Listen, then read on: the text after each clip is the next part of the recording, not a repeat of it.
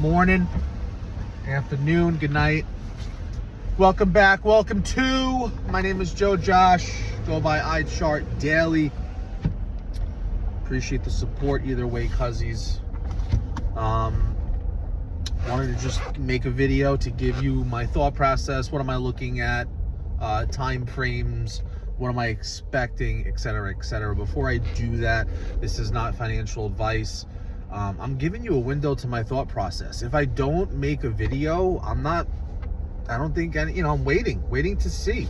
Sometimes you need to, and I was explaining this to someone yesterday, technical analysis is very much like chess, right? You could only control the next move, but then it's speculation for the moves thereafter. Like you could understand what could happen if this happened, and then if this happens, and then if this happens, so you're more prepared than the average sheep. But like, sometimes I need to see the chart, bro, right? I'm not a genius. I don't know what the hell's going on 24/7, but when I do notice something and a trend and momentum forming, that's what gives me the upper edge, right? So with all that BS aside, I've been watching the 12-hour, the daily, the 2-day. Wanted to see wicks. I wanted to see where buying pressure was formed at. Where's liquidity? Are we going to break 85,000? Did we break 85,000?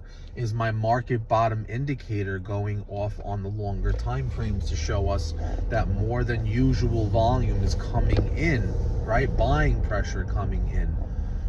As of right now, the 12-hour looks good. Looks like we're forming an inverse head and shoulders on the price action, showing me that 94 to 95,000 is on the table again. The reason why I choose that level is that is where previous resistance has been in the past. It's just that simple.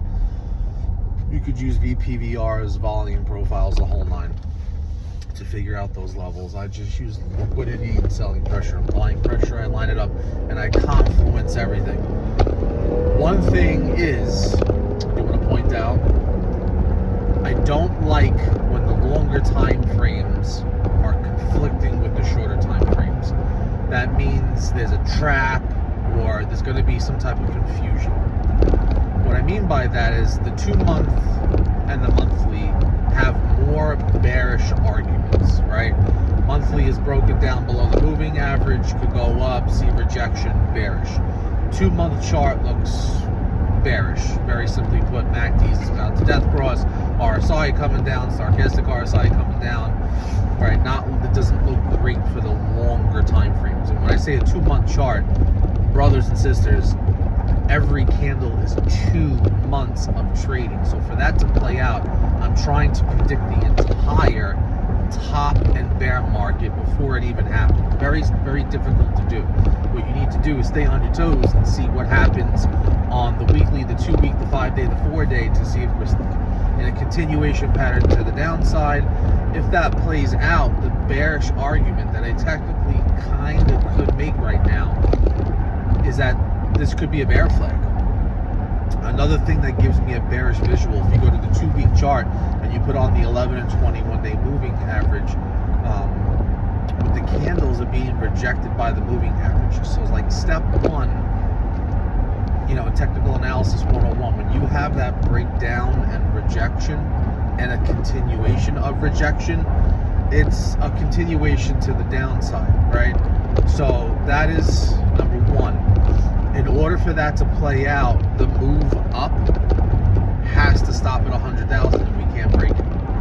So if we do go up, we break 92, 94, 98, 100, we see a wick to 103, and the same way, it's true, right? Let me block this. The same way I wanted to see buying pressure when we were going down to figure out if we were stopping, I need to see if we're going to get selling pressure at 100 to 105, let's just say, and if we're going to, and the bears are going to bring us back down below the moving averages. If that plays out, we start inching closer to February, to March, and once again, tax season's here, and analysts are seeing that the price is getting rejected by moving average, we're seeing wicks, and we're getting longer time frames with bearish sentiment visuals, then we could be entering a bear market towards the second half of the year. It's just that simple, right? It's just that simple. So today is FOMC. I'm curious to see what happens there, and that's really that. The only thing that I do see is the monthly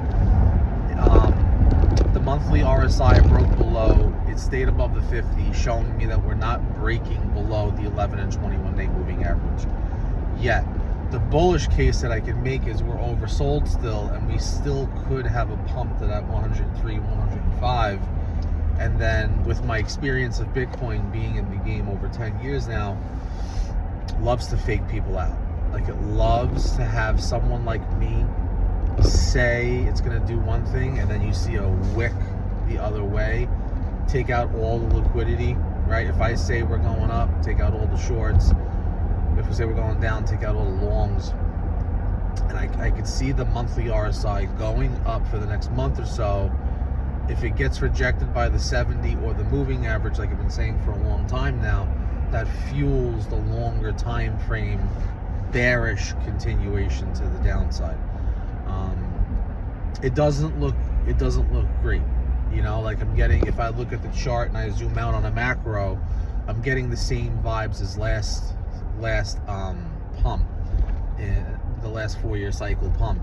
Like, we went down, we came back up, we formed a little bit of a higher high, getting that hopium and that momentum again, and then it was over because we formed the same high or a little bit of a higher high while the indicators formed hidden bearish, and that's what the longer time frames are forming now.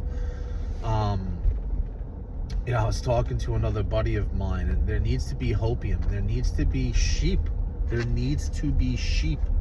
There needs someone to look at gold right now at 5,000 an ounce and be like, now's a good time to start buying, right? Someone needs to look at Bitcoin, go from 15,000 to 125 down, and only go back to 100, 110, and be like, yep, I didn't believe in the past, I missed the boat, but I'm gonna start buying now. And I'm gonna leave you with this disclaimer, right? It's never a bad time to buy an asset that appreciates. I'm not saying that. It's the expectation that we're in the beginning of a bull market and prices are gonna go to astronomical levels and you're gonna be a millionaire.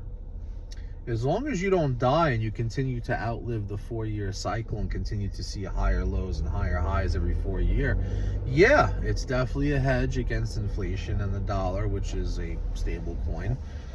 And as you can see, if you get older, inflation just deteriorates your money, so you have to buy something. All I'm trying to do is help you catch the waves, right? Amateur, let's just catch every 4-year cycle. Intermediate, all right, let's catch the weekly and the 2-week waves that last like a month or 2, 3 months. And then professional, you're doing full swing trading. Every time momentum is changing, you're in or you're out, or you're betting up or down. And that's it, really. Love you guys. Comments, questions, concerns. Once again, there's really not much going on. I'm watching the 12-hour and the daily confirmations. What are the confirmations? Come on, say them with me. MACD Golden Cross, but where? Above or below the 0? I'm watching the RSI. Are we about to break above the moving average? Are we going to use it as resistance? Are we about to break above the 50? What section is it in? A plus, A, B, or B minus? I'm watching the stochastic RSI. Is it in a Golden Cross structure? Are we above the 50, approaching the 80? Are we above the 80s? Are we above the 80 and in a death cross, using the 80 as support? To the daily time frame, I see the same confirmations. I set alerts where I think breakouts are going to happen. Then I go to the 2-day, the 3-day, and then once that happens, if this is your first video with me, we usually get some green candles. We just need to confluence those shorter time frame confirmations with longer time frame confirmations, and that's the issue. The longer time frame confirmations are bearish. They're not bullish. So what that means in this whole matrix of things is this could be a bear trap. Love you.